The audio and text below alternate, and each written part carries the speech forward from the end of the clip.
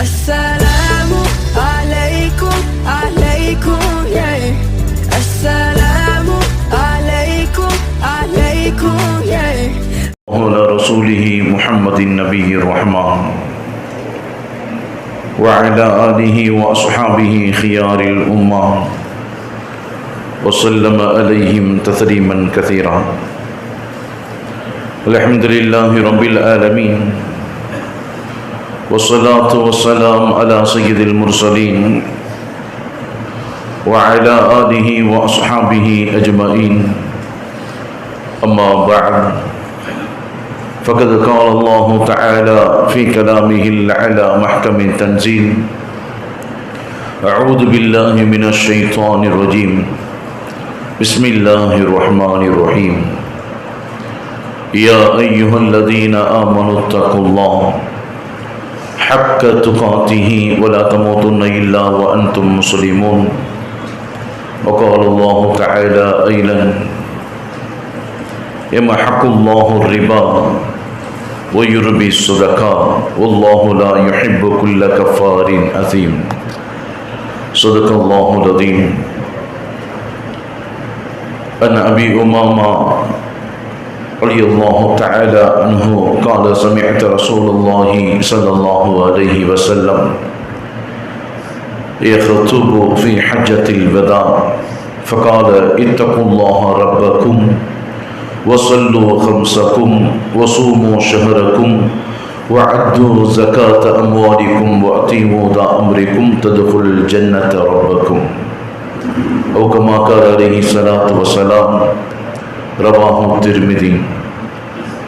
அளவற்ற அருளாளனும் நிகரற்ற அன்புடையோனுமாகிய எல்லாம் வல்ல ஏகநாயகன் அல்லாஹு தஆலாவின் பேரருள் ஒருமையான கண்மணி நாயகம் ரசூலுல்லாஹி ஸல்லல்லாஹு அலைஹி வஸல்லம் அவர்களின் மீதும் அவர்களின் உயர்வான உன்னதமான குடும்பத்தார்கள், உத்தம சத்திய சஹாபா பெருமக்கள், தாபியீன்கள், தாபியீன்கள், இமாம்கள், இறைநேசர்களான வலிமார்கள், நல்லோர்களான நம் முன்னோர்கள் நம் அனைவரின் மீதும் என்றும் உண்டாகட்டுமாக.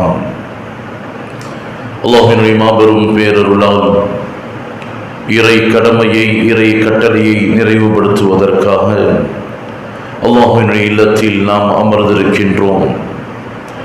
இந்த மாதத்தில், இந்த நாளில், இந்த ஜும்மாவுடைய நேரத்தில் எந்த நன்மைகளை, எந்த பாக்கியங்களை இந்த மனித சமூகத்திற்கு தருவதாக இறைவன் வாக்களித்தாரோ, இந்த புனிதம் நிறைந்த மாதத்தில், இந்த நாளில், இந்த ஜும்மாவுடைய நேரத்தில் நபிகள் நாயகம் ஸல்லல்லாஹு அலைஹி வஸல்லம் அவர்கள் எந்த நன்மைகளை, எந்த பாக்கியங்களை இறைவனிடம் கேட்டு பெற்றார்களோ அத்தனை நன்மைகளையும் பாக்கியங்களையும் பெறக்கூடிய நல்லவர்களாக அல்லாஹ் நம் அனைவரையும் ஆக்கி அருள்வானாக. வாழும் காலம் முழுக்க லா இலாஹ இல்லல்லாஹ் முஹம்மது ரசூலுல்லாஹ் என்ற கலிமாவின் அடிப்படையில் வாழ்ந்து, அதே கலிமாவோடு இந்த உலகத்தை விட்டும் விடை பெறக்கூடிய உத்தமர்களாக அல்லாஹ் நம் அனைவரையும் ஆக்கி அருள்வானாக. கண்ணியத்திற்குரிய பெருமக்களே, புனிதம் நிறைந்த ரமதான் இறை அடியார்களிடத்தில் பாசிட்டிவ் விஷயங்களை நிறைந்து தரக்கூடிய மார்க்கம். இறை அடியார்களின் உள்ளத்தில் இறை நம்பிக்கையில் உற்சாகத்தையும் வணக்க வழிபாடுகளில் ஆர்வத்தையும் தருகின்ற மாதம் ரமதானுடைய மாதம். இஸ்லாமியர்களின் உள்ளங்களை பலப்படுத்தக்கூடிய, சக்திப்படுத்தக்கூடிய ஒரு உன்னதமான பக்குவம் நிறைந்த மாதம் ரமதானுடைய மாதம். இந்த ரமதானுடைய மாதம் இஸ்லாமிய வரலாறுகளில் வணக்க வழிபாடுகளை தாண்டி, இறைவனுடைய செயல்பாடுகளை தாண்டி, இறை வணக்கங்களுக்கு அப்பாற்பட்டு பல்வேறு பெற்ற வெற்றிகளை இந்த சமுதாயத்திற்கு தந்த மாதம் இந்த ரமதானுடைய மாதம். பத்ர் யுத்தத்தின் வெற்றி ஹிஜ்ரி 2ஆம் ஆண்டு ரமதானுடைய 17ஆம் பிறையில் அல்லாஹ் வழங்கினான். ஃபத்ஹ் மக்கா, மக்காவினுடைய வெற்றி ஹிஜ்ரி 8ஆம் ஆண்டு இதே ரமதானுடைய மாதத்தில் அல்லாஹ் வழங்கினான். காதிசியா யுத்தத்தை பாரசீகர்களை வென்றது ஹிஜ்ரி 15ஆம் ஆண்டு இதே ரமதானுடைய மாதம். ஹித்தீன் யுத்தத்தில் சலாஹுதீன் அய்யூபி சிலுவை யுத்தக்காரர்களை வெற்றி அடைந்தது இதே ஹிஜ்ரி 584 இதே ரமதானுடைய மாதத்தில். ஐனுல் ஜாலூத் என்ற யுத்தத்தில் தாதாரியாக்களை வென்றது ஹிஜ்ரி 658 இதே ரமதானுடைய மாதத்தில். அன்று தொடங்கி இன்று வரை ரமதான் இஸ்லாமியர்களுக்கான வெற்றிகளோடு பின்னி பிணைக்கப்பட்டிருக்கின்ற மாதம்.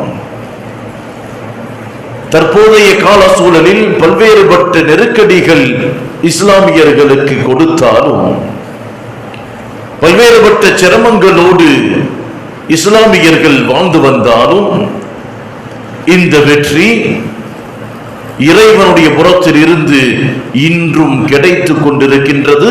கியாமத்து வரை அது கிடைத்தே தீரும்.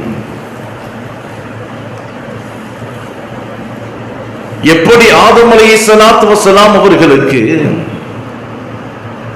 சுவனத்தில் வாழ்ந்த சமயத்தில் ஷைத்தான் எதிரான வேலைகளை செய்தான். இப்ராஹிம் அலைஹிஸ்ஸலாத்து வஸ்ஸலாம் அவர்களுக்கு நம்ரூத் என்ற அரசன் கொடிய சிரமங்களை கொடுத்தான். மூசா அலைஹிஸ்ஸலாத்து வஸ்ஸலாம் அவர்களுக்கு ஃபிரௌன் என்ற கொடிய அரக்கன் பல்வேறுபட்ட நெருக்கடிகளை எப்படி கொடுத்தார். நபிகள் நாயகம் ஸல்லல்லாஹு அலைஹி வஸல்லம் அவர்களுக்கு அபூ ஜஹல், உத்பா, ஷைபா போன்ற பல்வேறுபட்ட நெருக்கடிகள் எப்படி இருந்ததோ இதே நிலை கியாமத்து வரை தொடரும். ஒரு பிளஸும் ஒரு மைனஸும் இருந்தால்தான் ஒரு செயல்பாடு சரியாக அமையும்.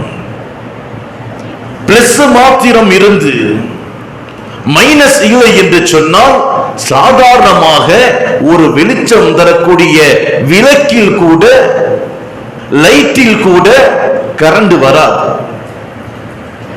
இப்படி பிளஸையும் மைனஸையும் அல்லாஹ் தன்னுடைய வல்லமையின் வெளிப்பாடாக ஆரம்ப காலத்தில் இருந்தே சோதனைகளை கொடுத்து சோதிக்கும் பழக்கம் இறைவனுக்குரியது. இன்றுதான் சோதனை, இன்றுதான் கஷ்டம் என்றில்லாமல் இந்த சமுதாயத்திற்கு ஒவ்வொரு காலத்திலும், ஒவ்வொரு கட்டத்திலும், ஒவ்வொரு செயல்பாடுகளிலும் அல்லாஹ் சோதனைகளை கொடுத்துக் கொண்டே இருப்பான். இந்த சோதனைகளில் இவர்களின் ஈமான் எப்படி பிரதிபலிக்கின்றது என்பதை இறைவன் பரிசோதிக்கின்றான்.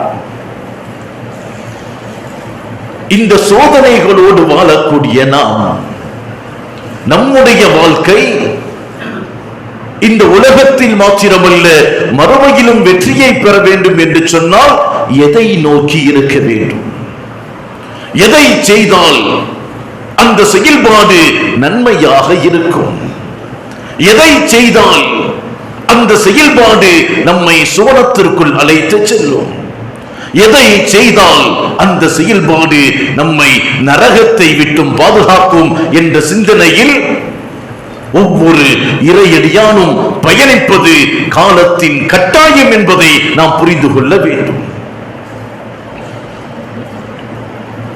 எப்படியாவது சுவனத்திற்குள் சென்றுவிட வேண்டும் என்று ஆசைப்படக்கூடிய நாம், நரகத்திற்குள் சென்றுவிடக் கூடாது என்ற பயத்தோடு வாழும் நாம், எதிலெல்லாம் நன்மைகள் அதிகமாக கிடைக்குமோ, எதிலெல்லாம் நன்மையின் கனம் உயர்ந்து சுவனத்தை நமக்கு பெற்றுத் தருமோ அதை தேடி அதை செய்ய வேண்டும் என்று மார்க்கம் நமக்கு அறிவுறுத்துகின்றது.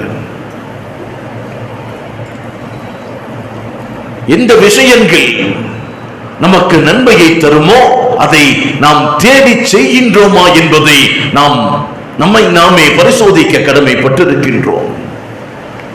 ஒரு செயல்பாடை செய்யும் போது, ஒரு அமல்களை செய்யும் போது அதன் பலன்களை, அதன் கூலியை, அதன் முக்கியத்துவத்தை, அதன் சாதக பாதகங்களை விளங்கி உணர்ந்து செய்தால் மாத்திரமே அந்த செயல்பாடு முகஸ்தூதி இல்லாமல் இஹ்லாஸோடு இறை அச்சத்தோடு அமையும். ஒரு செயல் அதில் இஹ்லாஸ் பரிசுத்தம் இல்லை என்று சொன்னால் அதை தொடர்ந்து செய்ய முடியாது. ஏதோ கடமை, காலகாலமாக இதை செய்து கொண்டிருக்கின்றார்கள், என் தந்தை செய்தார், என் முன்னோர்கள் செய்தார்கள், எனவே நானும் செய்கின்றேன் என்று ஒரு செயல்பாடை நாம் செய்தோம் என்று சொன்னால் அது இறைவனுடைய நெருக்கத்தை தராத முகஸ்தூதியின் செயல்பாடாக மாறிவிடும். முகஸ்தூதிக்காக ஒரு செயல்பாடை நாம் செய்கின்றோம் என்று சொன்னால், இவர்கள் பார்க்க வேண்டும் என்று ஒரு வணக்கத்தை நாம் செய்கின்றோம் என்று சொன்னால் அது இறைவனிடம் அங்கீகரிக்கப்படாமல் நம் முகத்திலேயே அது வீசி எறியப்படும். அமல்தான், வணக்கம்தான், இஸ்லாம் கூறக்கூடிய செயல்பாடுதான். அந்த செயல்பாடுகளில், அந்த வணக்கங்களில் இறையச்சம் இல்லாமல் மற்றவர்கள் பார்க்க வேண்டும் என்பதற்காக, மற்றவர்கள் நம்மை வணக்கசாலி என்று புகழ வேண்டும் என்பதற்காக ஒன்றை செய்தோம் என்று சொன்னால் நம் முகத்தில் அந்த அமல்கள் வீசி எறியப்படும். எந்த அந்தஸ்தும் எந்த நன்மையும் அதால் நமக்கு கிடைக்காது. இந்த அடிப்படையில் தான் அடியார்களின் நன்மையை உயர்த்தி கொடுக்கக்கூடிய, அடியார்களின் நன்மை தட்டை கணக்க செய்யக்கூடிய ஒரு உயர்ந்த உன்னதமான ஒரு கடமை ஜகாத் என்பது. இந்த ஜகாத்தின் முக்கியத்துவத்தை, ஜகாத்தினுடைய அவசியத்தை இந்த சமுதாயம் உணர்வதற்கு கடமைப்பட்டிருக்கின்றது. ஜகாத்தினுடைய நன்மைகள் என்ன, அதனுடைய முக்கியத்துவம் என்ன என்பதை அறியாமலேயே இந்த சமுதாயத்தில் பலர்கள் ஜகாத் கொடுக்கின்றோம் என்ற ரீதியில் கடமையாக அதை எடுத்து பார்க்காமல் முன்னோர்கள் செய்தார்கள், என் தந்தை செய்தார், என் பாட்டன் செய்தார், என் குடும்பத்தார்கள் செய்தார்கள் என்ற ரீதியில் ஜகாத் என்ற பெயரில் சில விஷயங்களை செய்து கொண்டிருக்கின்றார்கள். அருள்மறை குர்ஆன் ஷரீஃபில் அல்லாஹ் சொல்லுவான், அல்லதீன லா யுக்தூன ஸகாத வஹும் பில் ஆகிரத்தி ஹும் காஃபிரூன். ஜகாத்தை கொடுக்காதவர்கள், ஜகாத்தை நிறைவேற்றாதவர்கள், மறுமையை நம்பாதவர்கள், நிராகரிப்பவர்கள் என்ற ரீதியில் அல்லாஹ் அவர்களை இறை மார்க்கத்தை விட்டும் அப்பாற்பட்டவர்கள் என்ற நிலையை அல்லாஹ் உணர்த்துகின்றான். இஸ்லாத்தின் அடிப்படை கடமை ஜகாத் என்பதை ஒவ்வொருவரும் உணர கடமைப்பட்டிருக்கின்றோம். இந்த இஸ்லாம் 5 அம்சங்களின் மீது உருவாக்கப்பட்டது. இஸ்லாம் 5 தூண்களால் கட்டப்பட்டது. இப்னு உமர் ரலியல்லாஹு தஆலா அவர்கள் சொல்லுவார்கள், கால ரசூலுல்லாஹி ஸல்லல்லாஹு அலைஹி வஸல்லம், நபிகள் நாயகம் ஸல்லல்லாஹு அலைஹி வஸல்லம் அவர்கள் சொன்னார்கள், புனியல் இஸ்லாம் அலா ஹம்ஸின். இஸ்லாம் என்ற கட்டடம், இஸ்லாம் என்ற மார்க்கம் 5 கடமைகளால், 5 தூண்களால் கட்டப்பட்டது. ஷஹாதத்து அல்லா இலாஹ இல்லல்லாஹ் வ அன்ன முஹம்மதர் ரசூலுல்லாஹ். வணக்கத்திற்கு தகுதியானவன் இறைவன் மாத்திரம்தான் என்பதை மனதால் ஏற்று நாவால் மொழிந்திருக்க வேண்டும். நபிகள் நாயகம் ஸல்லல்லாஹு அலைஹி வஸல்லம் அவர்கள் இறைவனின் தூதுவர் என்பதை மனதால் உறுதியாக ஏற்றிருக்க வேண்டும். தொழுகையை இறைவனுக்கு பயந்து இறையச்சத்தோடு இறைவனுக்காக நிறைவேற்றுபவராக இருக்க வேண்டும். ஜகாத்தை கணக்கு பார்த்து சரியாக இறையச்சத்தோடு இறைவனுக்காக கொடுப்பவராக இருக்க வேண்டும். ரமதானுடைய மாதத்தில் ஒரு மாதம் முழுக்க இறைவனுக்காக நோன்பு நோக்க வேண்டும். உடலால் பொருளால் சக்தி பெற்றவர்கள் இறைவனுக்காக ஹஜ்ஜுடைய அமலை நிறைவேற்ற வேண்டும். இந்த 5 கடமையால் 5 தூண்களால் இஸ்லாம் உருவாக்கப்பட்டது என்று சொன்னார்கள் நபிகள் நாயகம் ஸல்லல்லாஹு அலைஹி வஸல்லம். இப்படி ஏராளமான இறைவனுடைய வசனத்தின் அடிப்படையில் நபிகள் நாயகம் ஸல்லல்லாஹு அலைஹி வஸல்லமுடைய ஹதீதுகளின் அடிப்படையில் ஜகாத் என்பது இஸ்லாத்தின் அடிப்படை கடமை என்பதை நாம் உணர்ந்து கொள்ள வேண்டும். இஸ்லாத்தின் பொருளாதார கொள்கையை தாங்கி நிற்கும் தூண்களில் முதன்மையானது ஜகாத். இஸ்லாமிய பொருளாதாரத்தோடு சம்பந்தப்பட்ட இந்த கடமையை உரிய முறையில் நிறைவேற்றுவது ஒவ்வொரு இறை அடியானின் கடமை என்பதை அருள்மறை குர்ஆன் ஷரீஃபின் வாயிலாக இறைவன் நமக்கு தெளிவுபடுத்துவார். ஜகாத்தை சரியாக கொடுக்கப்பட்டு விட்டால், ஜகாத் கடமை சரியாக நிறைவேற்றப்பட்டு விட்டால் சமுதாயத்தின் பல்வேறு சவால்களை சமாளிக்கும் சாத்தியம் ஜகாத்திற்கு மாத்திரமே உண்டு. தமிழ் பழமொழி ஒன்று, ஏழையின் சிரிப்பில் இறைவனை காணலாம் என்ற பழமொழி அரசியல்வாதிகளின் கடந்து போகும் பேச்சாக, அண்மை கால அரசியல்வாதிகளின் பொதுபோக்கான பேச்சாக, அரசாங்கத்தை கையில் வைத்திருக்கும் அதிகாரிகளின் புகழ் பெற்ற ஒன்றாக மாறி இருக்கின்றது. ஆனால் இவைகள் எல்லாம் வெற்று கோஷத்தோடு கலங்குகின்றதே தவிர யாருக்கும் எந்த ஏழையும் சரியான முறையில் சலுகைகளை பெறுகின்றார்களா என்பதை கேள்விக்குறியோடு இந்த உலகத்தில் அத்தனை அரசாங்கங்களும் அரசியல்வாதிகளும் அதிகாரிகளும் கடந்து கொண்டிருக்கின்றது. ஆனால் சுமார் 1400 ஆண்டுகளுக்கு முன்பே ஏழையின் ஏற்றத்தை என்றுமே காணும் திட்டத்தை மனிதர்களின் வாழ்க்கையில் கடமையாக்கி மார்க்கத்தின் சட்டமாக மாற்றியது இஸ்லாம். உலகத்தில் மனிதன் வாழ வேண்டும் என்று சொன்னால் பொருளாதாரம் எவ்வளவு முக்கியம் என்பதை ஜகாத்தின் அடிப்படையில் இந்த உலகத்தில் போதனை செய்த மார்க்கம் இஸ்லாம் மாத்திரமே. இறைவனுடைய பார்வையில் படைத்த இறைவனின் சாம்ராஜ்யத்தில் இந்த உலகத்தில் மாபெரும் பொருளாதார ஒரு ஜீவாதார கொள்கை ஜகாத் என்பதை அல்லாஹ் இந்த உலகத்திற்கு பறைசாற்றினான். தன்னுடைய செல்வத்தில் தான் சம்பாதித்த செல்வத்தில் 40 ஒரு பங்கை ஏழைகளுக்கு வருடாவருடங்கள் கொடுக்க வேண்டும் என்ற சட்டம் சமுதாயத்தை உயர்த்தும் படித்தரமாக அமைந்தது. ஜகாத்தை ஒருவர் சரியாக கொடுத்து விட்டால் கொடுப்பவருக்கும் அதில் துன்பம் இல்லை.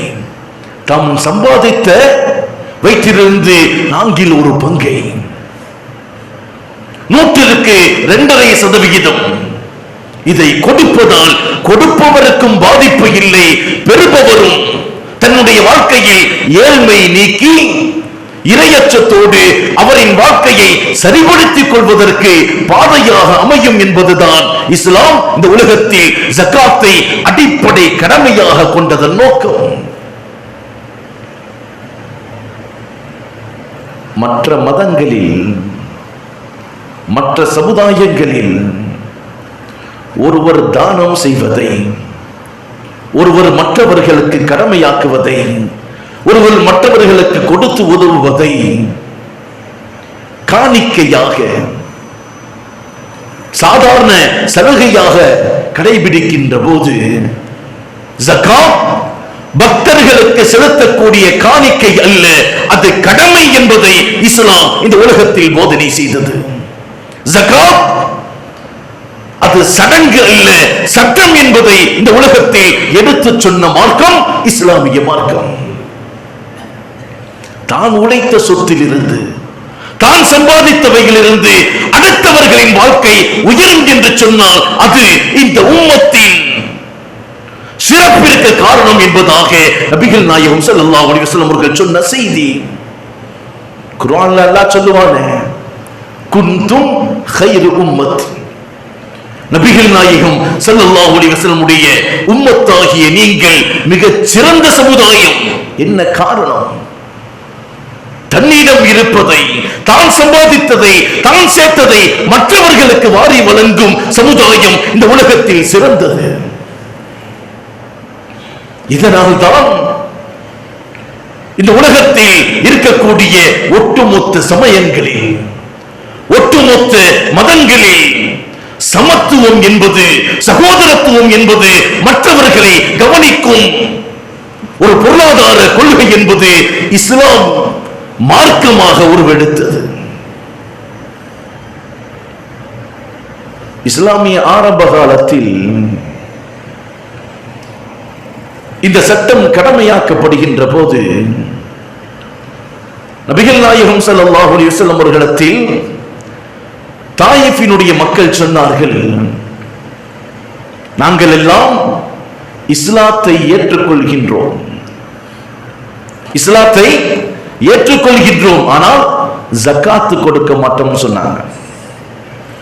தாயிஃபினுடைய மக்கள் நபிகள் நாயகம் ஸல்லல்லாஹு அலைஹி வஸல்லம் அவர்கள் ஜகாத்தை வசூலிப்பதற்கு சஹாபாக்களை அனுப்புகின்ற போது அந்த தாயிஃபின் மக்கள் சொன்ன வார்த்தை, நாங்கள் இஸ்லாத்திற்குள் வருகின்றோம், ஆனால் ஜகாத்து கொடுக்க மாட்டோம் சொன்னாங்க.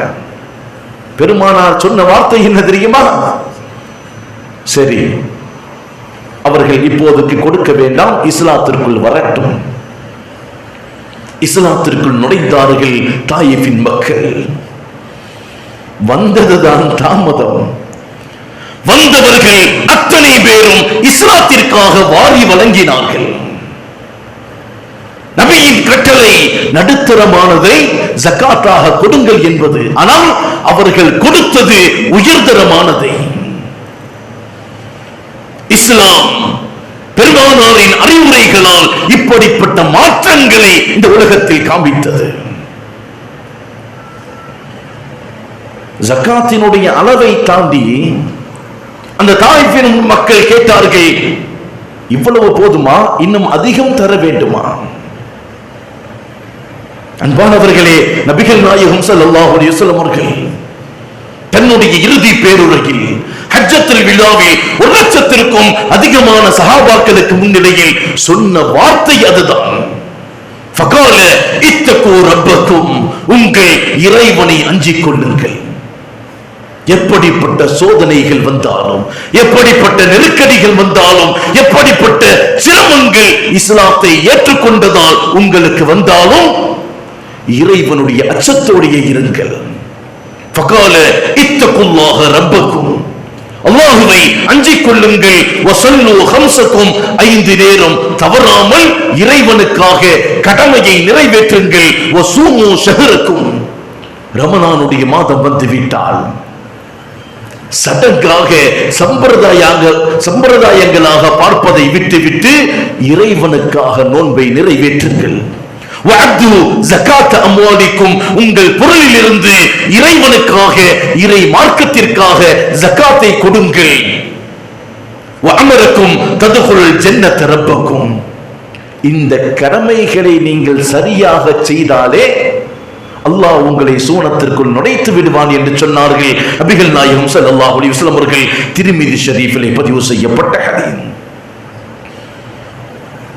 ஜகாத் அடியார்களை தூய்மைப்படுத்தும் உன்னதமான திட்டம். அல்லாஹ் சொல்லுவான், "குது மின் அம்வாலிஹிம் ஸதகத்தன் துதஹிருஹும் வ துஸக்கீஹிம் பிஹா வ ஸல்லி அலைஹிம்." நபியே, இறை அடியார்களிடமிருந்து அவர்களின் பொருட்களில் இருந்த ஜகாத்தை எடுங்கள். அப்படி எடுப்பதால் அவர்களின் பொருளாதாரம் தூய்மைப்படுத்தும், அவர்களின் எண்ணங்கள் தூய்மைப்படுத்தும் என்ற கட்டளையை அல்லாஹ் நபிகள் நாயகம் ஸல்லல்லாஹு அலைஹி வஸல்லம் அவர்கள் வாயிலாக சமுதாயத்திற்கு கொடுக்கின்றான். ஒரு மனிதனை தூய்மையாக்கும் திட்டம் ஜகாத் என்பதை மறந்துவிடக் கூடாது. பல்வேறுபட்ட தூய்மை. ஒருவன் ஜகாத்தை சரியாக கொடுக்கின்றான் என்று சொன்னால் அவனுடைய உள்ளத்தில் பொருளாதாரத்தின் வெறி நீங்கிவிடும். மனிதனிடம் இயல்பாகவே ஒரு குணம் இருக்கும், பொருளாதாரத்தின் மீது மோகம். 100 ரூபாய் இருந்தால் இரண்டாவது 100ஐ தேடுவான், 1000 இருந்தால் அடுத்த 1000ஐ தேடுவான், லட்சங்கள் இருந்தால் கோடிகளை தேடுவான். பொருளாதாரத்தை திரட்டி அதில் மகிழ்ச்சி அடைவது மனிதனுடைய பண்பாக இருக்கின்றது.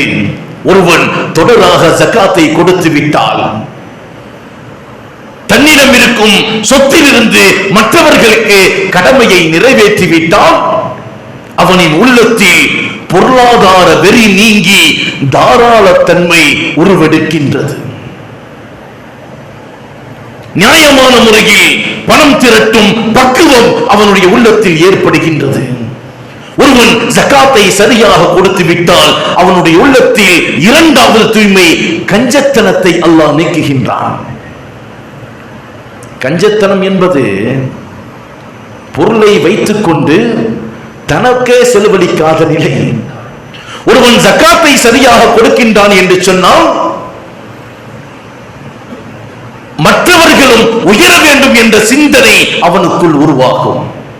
அவனிடம் உள்ள கஞ்சத்தினத்தை அது நீக்கும் என்று சொன்னார்கள் நபிகள் நாயகம் ஸல்லல்லாஹு அலைஹி வஸல்லம் அவர்கள். ஜகாத் தூய்மைப்படுத்தும் மூன்றாவது விஷயம் போராமையை ஒருவனிடம் இருந்து நீக்கும். தனக்கு கிடைத்தது அடுத்தவனுக்கு கிடைக்க கூடாதது என்பதுதான் மனிதனுடைய இயல்பு. அல்லது அடுத்தவனிடம் இருப்பது இல்லாமல் போக வேண்டும் என்றுதான் மனிதன் யோசிப்பான். ஒருவன் ஜகாத்தை சரியாக கொடுத்து விட்டால் தன்னுடைய பொருளாதார உயர்வு அல்லாமல் மற்றவர்களும் உயர வேண்டும் என்ற சிந்தனை அவனுக்குள் வரும்போது அவனிடத்தில் போராமை நீங்குவதாக நபிகள் நாயகம் ஸல்லல்லாஹு அலைஹி வஸல்லம் அவர்கள் ஹதீஸின் வாயிலாக நமக்கு சொன்னார்கள்.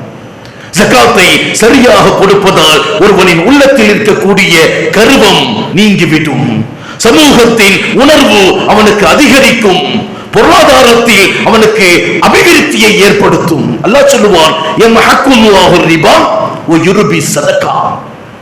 வட்டியை உங்கள் மீது தடை செய்திருக்கின்றேன், ஜகாத்தின் மூலமாக உங்கள் பொருளாதாரத்தில் பரக்கத்தை பெருகச் செய்வேன் என்பதாக இறைவனுடைய வார்த்தை. மறுமைக்கான சேமிப்பிற்கான ஒரு முதல் வழி ஜகாத் என்பதை நாம் புரிந்து கொள்ள வேண்டும். அன்பானவர்களே, ஜகாத்தை குறித்தான விளக்கங்களை ஒவ்வொருவரும் அறிந்து வைத்திருப்பது அவசியம். ஜகாத் யார் மீது கடமை, எப்போது கடமை, அதை எப்படி நிறைவேற்ற வேண்டும், யாருக்கு கொடுக்க வேண்டும், மார்க்கம் சரியாக வரையறை செய்து கொடுத்திருக்கின்றது. ஜகாத்தை கொடுக்கக்கூடிய இஸ்லாமியர்கள் இதில் கவனமோடு இருக்க வேண்டும் என்று அறிவுறுத்துகின்றது. ஜகாத் பண வசதி படைத்தவர்கள் மீது அல்லாஹ் கடமையாக்கி இருக்கின்றான். ஏழைகள் ஜகாத் கொடுக்கும் நிலையை எட்டாத நடுத்தர வர்க்கத்தினரின் மீது ஜகாத் என்பது கடமை இல்லை. ஓரளவு பொருளாதாரத்தில் தன்னிறைவை பெற்றவர்கள், ஜகாத்தினுடைய கடமையை அடையாதவர்கள் தர்மம் செய்யலாம், மார்க்கம் அனுமதிக்கின்றது. அதே போன்று கடன் எல்லாம் போக, கடன் இல்லாமல் சுமார் 612 கிராம் வெள்ளிக்கு நிகரான தொகை யாரிடம் இருக்கின்றதோ அவர் ஜகாத் கொடுக்க கடமைப்பட்டவர். இன்றைய தேதியில் 612 கிராம் சுமார் 1 கிலோ 112 ரூபாய். 612 கிராம் 68,544 ரூபாய். இந்த தொகை பொருளாக இருந்தாலும், வியாபார பொருளாக இருந்தாலும் அல்லது பணமாக கையில் இருந்தாலும் சுமார் 68,544 ரூபாய் யாரிடம் மேல்மிச்சமாக இருக்கின்றதோ அவர்கள் ஜகாத் கடமையாக்கப்பட்டவர்கள். பிக்ஸட் டெபாசிட் இருக்கும், சேவிங் கணக்கு வச்சிருப்பாங்க, வாடகை வருமானங்கள் அவர்களுக்கு வந்துகிட்டே இருக்கும். இவர்கள் கணக்கு பார்த்து ஜகாத்தை கொடுக்க வேண்டும். கடனா கொடுத்திருப்போம். இந்த 68,000 ரூபாய், 1 லட்சம் ரூபாய் ஒருத்தர் கடனா கொடுத்திருப்பார். இந்த பணம் திருப்பி வரும் என்று உத்தரவாதம் இருந்தால் அந்த பணத்தில் ஜகாத்தை கணக்கிட வேண்டும். ஆனாலும் பணம் கைக்கு வந்த பிறகு 1 வருட காலம் கழிந்ததற்கு பிறகுதான் ஜகாத்தை நிறைவேற்ற வேண்டும். வீட்டு கடைகளுக்கு, வீடு கடை அட்வான்ஸாக கொடுத்திருக்கின்ற பணங்கள் அது பிணை தொகையானது. அந்த வீட்டில் அந்த கடையில் ஏற்படுகின்ற குறைவுகளுக்கு அந்த பணத்தில் இருந்து பிடித்தம் செய்யப்படும். எனவே அது உறுதியான தொகை இல்லை. எனவே அந்த தொகை கைக்கு வந்தால் மாத்திரமே அதில் ஜகாத்துடைய கடமை. தொழிற்சாலைகளுக்காக அதற்குண்டான இடம், தொழிற்சாலைகளில் பயன்படுத்துவதற்கான உபகாரங்கள், இதற்கு ஜகாத்தினுடைய கணக்கில் வராது. தொழிற்சாலைகளுக்கு இடம் வைத்திருக்கின்றோம், அதில் உபகாரங்கள் இருக்கின்றது, இதற்கு ஜகாத் கடமை இல்லை. ஆனால் வாடகைக்கு விடப்பட்டுள்ள வீடு, கார், நாம் பயன்படுத்துகின்ற வாகனங்கள், இவைகளுக்கு கணக்கில் இல்லை. ஆனால் வருமானம் எதிலிருந்து வருமோ, வியாபார நோக்கம் இல்லாமல் வீட்டு மனையாக தரிசலினமாக வைத்திருக்கக்கூடிய சொத்துக்களுக்கு ஜகாத் இல்லை. ஆனா இடத்தை வாங்கி போட்டுக்கிட்டே இருக்காரு, இடத்தை வாங்கி போட்டுக்கிட்டே இருக்காரு. அந்த இடங்களில் பார்க்கிங் வருமானம் வருது. வீட்டு மில், கரண்ட் தயாரிக்கக்கூடிய காற்றாலை வைத்திருக்கின்றார். பிளெக்ஸ் போர்டு, சுவர் விளம்பரம் கொடுத்து அதிலிருந்து சம்பாதிக்கின்றார் என்று சொன்னால் இந்த சம்பாத்தியத்தில், இந்த வருமானத்தில் ஜகாத்தை கணக்கு பார்த்து அவர் கொடுக்க வேண்டும். ரியல் எஸ்டேட், அந்த இடங்கள் வாங்குவது வியாபார நோக்கத்திற்காக, அதன் மதிப்பை கணக்கிட்டு ஜகாத்தை கொடுக்குவது கடமை என்பதை நாம் புரிந்து கொள்ள வேண்டும்.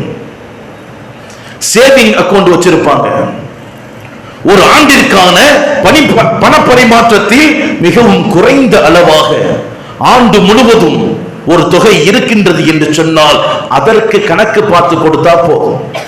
உதாரணமாக ஜனவரி 1ஆம் தேதி 5 லட்சம் ரூபாய் இருக்கு. மே மாசம், ஜூன் மாசம் போய்கிட்டு இருக்கும் போது இந்த 5 லட்சம் ரூபாய் குறைஞ்சு சேவிங் அக்கவுண்ட்ல 2 லட்சம் ரூபாயா மாறிடுச்சு. வருஷம் முடியுது, டிசம்பர் மாசத்துல 7 லட்சம் ரூபாய்க்கு வந்துருச்சு, உயர்ந்துருச்சு 5 லட்சம் ரூபாயை தாண்டி. இப்ப எதற்கு ஜக்காத்து கடமை? எது குறைந்த அளவா வருஷம் முழுவதும் அவரிடம் இருந்ததோ அந்த 2 லட்சம் ரூபாய்க்கு ஜக்காத்து கொடுத்தா போதும். எல்லா வியாபார பரிமாற்றத்திலும் இதுதான் கடமை. பெண்கள் அணிந்திருக்கக்கூடிய அத்தியாவசிய நகைகளில் ஜக்காத்து கடமை இல்லை. அதிகப்படியாக சேமிப்பினுடைய நோக்கில் நகைகளுக்கு ஜக்காத்தை கொடுக்க வேண்டும். தங்கம், வெள்ளி கட்டிகள் வைத்திருந்தால் கணக்கு பார்த்து அதற்கு ஜக்காத்தை கொடுக்க வேண்டும். வங்கி மற்றும் நிதி அமைப்புகளில் நீண்ட கால தவணை திட்டத்தில் பெறப்படும் கடன் தொகை வருமான கணக்கில் சேர்க்கப்பட்டு அந்த கணக்கிற்கு ஜக்காத்தை கொடுக்க வேண்டும். ஏனோ தானானும் கொடுத்திடக்கூடாது. சந்திர கணக்கின் அடிப்படையில் தான் ஜக்காத்தை கொடுக்க வேண்டும். சிலர்கள் ரமலானுடைய மாதத்தில் ஜக்காத்தை கணக்கு பார்த்து கொடுப்பாங்க. ஏன் அப்படின்னா மற்ற காலங்களை ஞாபகம் வைப்பதற்கோ அதற்குண்டான வழிவகைகளை அமைத்துக் கொள்வதற்கோ அதில் சிரமங்கள் இருப்பதால் ரமலான் வரும்போது கணக்கு பார்த்து கொடுக்கின்றார்கள். இது கூடும், ஆனால் ரமலானில் நான் கொடுக்க வேண்டும் என்பது அல்ல. அதே போன்று ஜகாத்தை நிறைவேற்றுபவர்கள் ஜகாத்தை நான் கொடுக்கின்றேன் என்று நியத்து செய்வதை விட ஜகாத் என் மீது கடமையாக ஆக்கியிருக்கின்றது, அதை நான் நிறைவேற்றுகின்றேன் என்ற நியத்தோடு ஜகாத்தை நிறைவேற்ற வேண்டும். அல்லாஹ் சொல்லுவான், இன்னமஸ் ஸதகாத்து லில் ஃபுகராஇ வல் மசாகீன வல் ஆமிலீன அலைஹா முஅல்லஃபத்தி குலூபுஹும் வ ஃபிர் ரிகாபி வல் காதிமீன ஃபீ ஸபீலில்லாஹ் வ பினிஸ் ஸபீல். தரித்திரர்கள், ஏழைகள், தானத்தை வசூல் செய்யும் ஊழியர்கள், இஸ்லாத்தின் பக்கம் ஈர்க்கப்படுவதற்காக புதியதாக இஸ்லாத்திற்குள் வந்தவர்கள், அடிமைகளை விடுதலை செய்வதற்காக கடனாளிகள், அல்லாஹ்வினுடைய பாதையில் போர் புரிபவர்கள், வழிப்போக்கர்கள், இவர்களை தவிர ஜகாத் மற்றவர்களுக்கு கொடுக்க கூடாது. ஜகாத் மற்றவர்களுக்கு கொடுக்க கூடாது.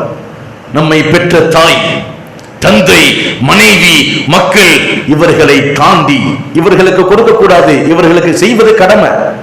இவர்களை தாண்டி உறவினர்களாக இருப்பவர்கள் சிரமத்தில் இருந்தால், கஷ்டத்தில் இருந்தால் அவர்களுக்கு ஜகாத்தை தாராளமாக கொடுக்கலாம். 2 நன்மை கிடைக்கும். ஜகாத்தை கொடுத்த நன்மையும் கிடைக்கும், உறவுகளை பேணிய நன்மையும் கிடைக்கும். நமக்கு பக்கத்துல யார் இருக்கான்னு பார்க்கணும். நம்ம தெருவுல யார் இருக்கான்னு பார்க்கணும். தெருவுல கஷ்டப்படுபவர்கள் இருக்கின்ற போது தூக்கிக்கிட்டு அடுத்த ஊருக்கு ஓடக்கூடாது. அதே போன்று சமீப காலமாக சஹர் என்ற ட்ரெண்டிங், இஃப்தார் என்ற ட்ரெண்டிங் ஜகாத்துகளை சஹருக்காகவும் இஃப்தாருக்காகவும் பயன்படுத்தும் சமுதாயமாக மாறி இருக்கின்றது. ஹராம். ஜகாத்தினுடைய பொருளில் இஃப்தாருடைய நிகழ்ச்சியை நடத்துவதோ சஹருக்கான உணவை தயாரிப்பதோ கூடாது. ஏன்? அல்லாஹ் சொன்ன இந்த 6 நபர்களை தவிர வேற யாராவது அதுல சாப்பிட்டுட்டா ஜகாத் நிறைவேறாது. ஜகாத் நிறைவேறாது.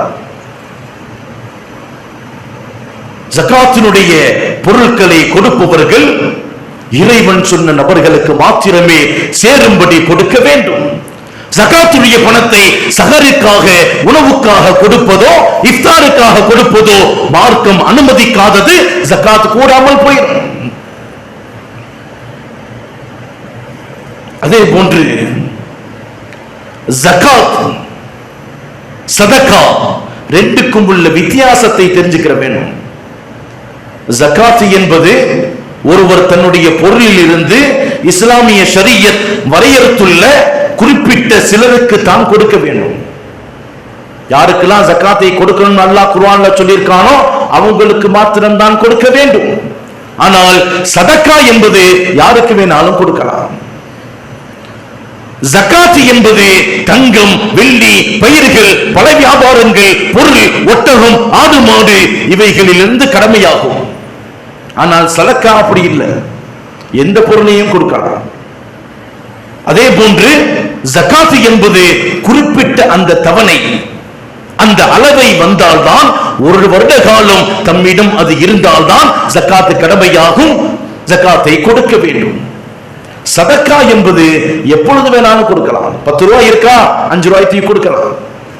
இது ஜகாத்தினுடைய நிலைக்கு வராது. அதே போன்று ஜகாத்தை கொடுக்காமல் ஒருவர் மரணித்து விட்டால் அவருடைய வாரிசுகள் சொத்தை பங்கு வைப்பதற்கு முன்பாக அவருக்கு ஜகாத்து கடமையா இருந்துச்சுன்னா அந்த ஜகாத்தை கொடுத்தது போகத்தான் என்ன செய்யணும், சொத்தை பங்கு வைக்கணும். இது போன்ற சட்டங்கள் எல்லாம் உண்டு. ஜகாத் கொடுக்கவில்லை என்று சொன்னால் அல்லாஹ் மறுமையில் தண்டனையை பெறக்கூடிய நிலையை ஏற்படுத்துவான். சதக்காவுக்கு அப்படியெல்லாம் இல்லை.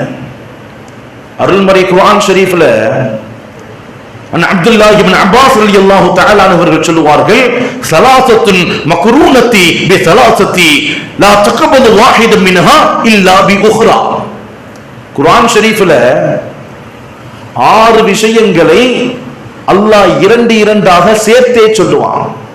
இதுல ஒன்ன விட்டுட்டு ஒன்ன செஞ்சோம்னா ரெண்டுமே நிறைவேறாது. அல்லாஹ் குர்ஆன் ஷரீஃபில 6 விஷயங்களை 2 சேர்த்தே சொல்லுவான். அதில் ஒன்றை செய்துவிட்டு ஒன்றை செய்யவில்லை என்று சொன்னால் ரெண்டுமே கூடாது.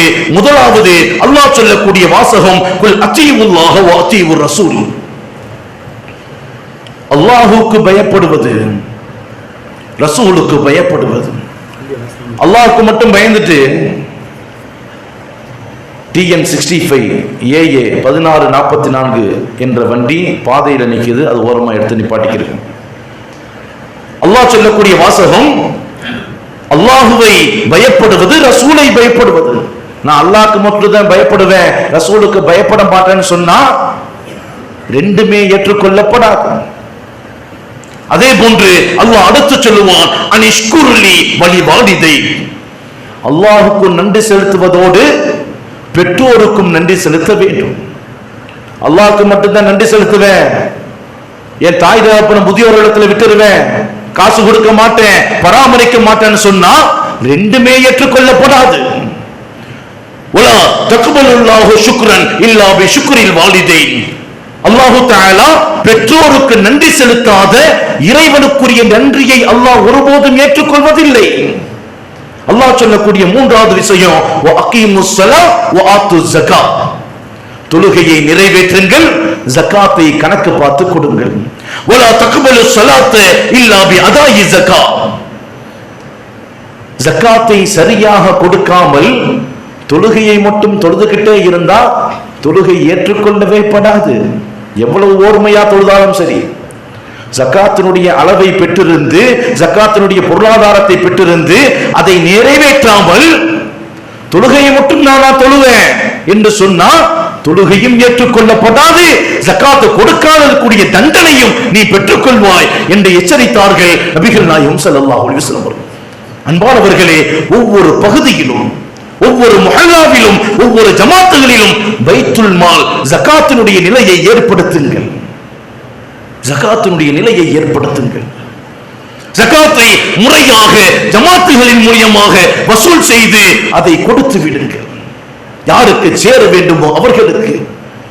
இதையெல்லாம் செய்யாததின் காரணத்தால் தான் இயக்கங்கள் என்று உருவாகி ஜகாத்தினுடைய பொருட்கள் யார் யாரையோ பெரியாள் ஆயிட்டாங்க. அடித்தட்டில் இயக்கத்தில் இருந்தவர்கள் அதே நிலை, யார் இயக்கத்தை ஆரம்பித்தார்களோ அவர்கள்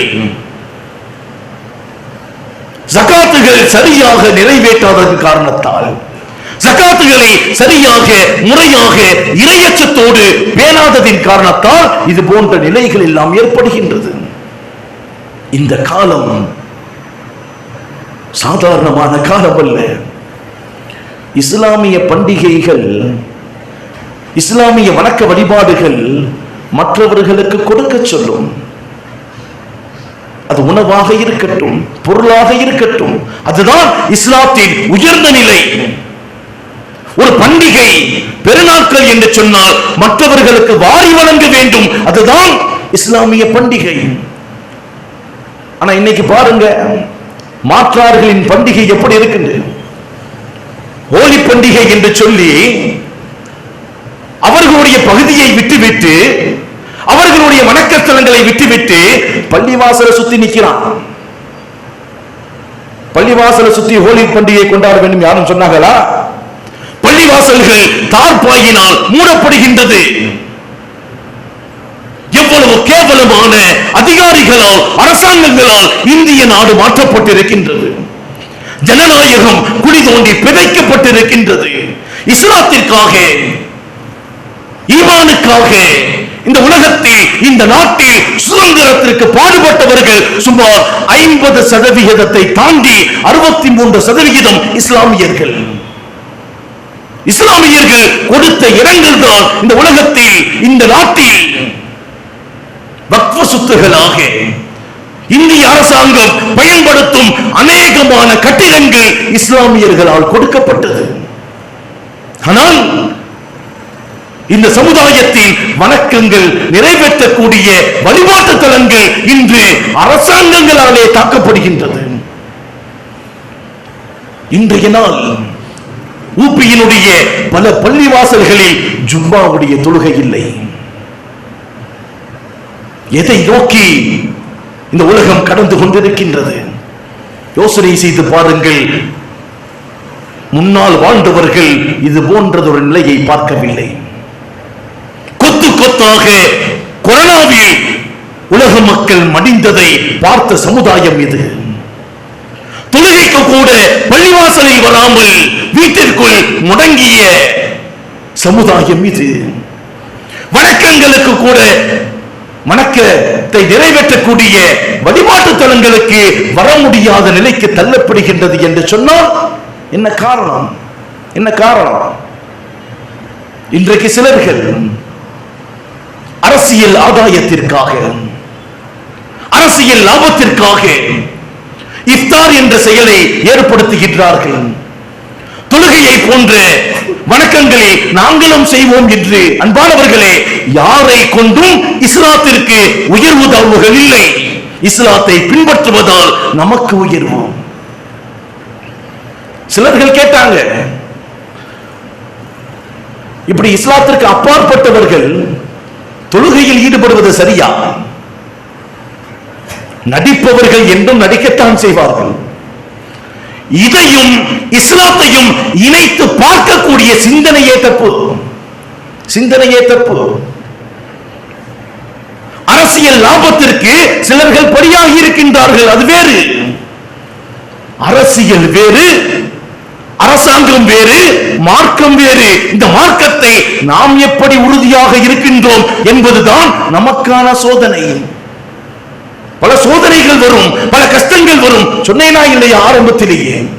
எப்படி ஆதம் அலைஹிஸ்ஸலாத்து வஸலாம் அவர்களுக்கு சூழ்ச்சி செய்வதற்காக ஷைத்தான் இருந்தானோ, இப்ராஹிம் அலைஹிஸ்ஸலாத்து வஸலாம் அவர்களுக்கு எதிர்ப்பாக நம்ரூத் இருந்தானோ, மூசா நபிக்கு எதிர்ப்பாக ஃபிரௌன் இருந்தானோ, நபிகள் நாயகம் ஸல்லல்லாஹு அலைஹி வஸல்லம் அவர்களுக்கு எதிர்ப்பாக அபூ ஜஹல், உத்பா, ஷைபா போன்ற கொடியவர்கள் இருந்தார்களோ, இது காலம் முழுக்க இருக்கும். பிளஸும் மைனஸும் சேர்ந்தேதான் இருக்கும். இந்த நிலையில் நம்முடைய ஈமானின் வெளிப்பாடு எப்படி இருக்கின்றது என்பதை அல்லாஹ் சோதிக்கின்றார். கண்ணியமானவர்களே, அல்லதீன இஸ்பிரு வஸாபிரு வராபிது வத்தகுல்லாஹ். அல்லாஹ் சொல்லுவார், பொறுமையோடு இருங்கள், உங்களை சரிபடுத்திக் கொள்ளுங்கள், உங்களை சரிபடுத்திக் கொள்ளுங்கள். வத்தகுல்லாஹ், அல்லாஹ்வை மாத்திரமே அஞ்சுங்கள். லஅல்லக்கும் துஃப்லிஹூன், கண்டிப்பாக நிச்சயமாக இந்த உலகத்தில் இஸ்லாம் வெற்றி வாகை சூடும் நாட்கள் மிக தூரத்தில் இல்லை. ரமதான், ரமதான் சாதாரணமானது அல்ல. ரமதான் இந்த உலகத்தில் ஈமானின் கணத்தை விளங்கிக் கொள்ள வேண்டும். சுமார் 333 நபர்கள் 1000 நபர்களை வென்றார்கள் என்று சொன்னால், ஒரு முஃமினுடைய ஆற்றல், ஒரு முஃமினுடைய சக்தி 3 குஃபார்களை தாண்டிவிடும். 3 குஃபார்களை தாண்டிவிடும். ஈமானின் பலத்தை நாம் உணர்ந்து கொள்ள வேண்டும். ஈமானின் தாக்கத்தை உணர்ந்து கொள்ள வேண்டும். இந்த மார்க்கத்தில் நாம் எப்படி உறுதியோடு இருக்கின்றோம் என்பதை அல்லாஹ் ஒவ்வொரு நிலையிலும் நமக்கான சோதனையாக கொடுத்துக் கொண்டே இருக்கின்றார். அல்லாஹு தஆலா இந்த நிலைகளில் வாழ்ந்தால் இந்த உலகத்திலும் வெற்றி, மறுமையிலும் வெற்றி என்று சொன்னானோ, எந்த நிலையில் வாழ்ந்தால் இந்த உலகத்தில் இறைவனுடைய பாவ மன்னிப்பை பெற்று நாளை மறுமைக்குரியவர்களாக, சுவனத்திற்குரியவர்களாக அல்லாஹ் நம்மை ஆக்குவேன் என்ற குர்ஆனுடைய வாசகத்தில் நமக்கு சொல்லித் தந்தானோ, அந்த அடிப்படையில் இறைவனுக்கு பயந்து வாழ்வோம், ஜகாத்தை முறையாக கொடுப்போம். ஒவ்வொரு பள்ளிவாசல்களிலும் ஜமாத்துகளிலும் பைத்துல் மால்களை உண்டாக்கி ஜகாத்தை சரியாக பெற்று அதை சரியாக நிறைவேற்றுவோம். அல்லாஹு தஆலா இந்த உலகத்தில் அவனை அஞ்சக்கூடிய உயர்ந்த பாக்கியவான்களாக வாழும் காலம் முழுக்க லா இலாஹ இல்லல்லாஹ் முஹம்மது ரசூலுல்லாஹ் என்ற கலிமாவின் அடிப்படையில் வாழ்ந்து அதே கலிமாவோடு இந்த உலகத்தை விட்டும் விடைபெறக்கூடிய உத்தமர்களாக, அந்த கலிமாவுக்காகவே உயிரை விடக்கூடிய பாக்கியவான்களாக அல்லாஹ் என்னையும் உங்களையும் ஒட்டுமொத்த இஸ்லாமிய சமூகத்தையும் ஆக்கியருள்வானாக. வ ஆகிர் தஅவானா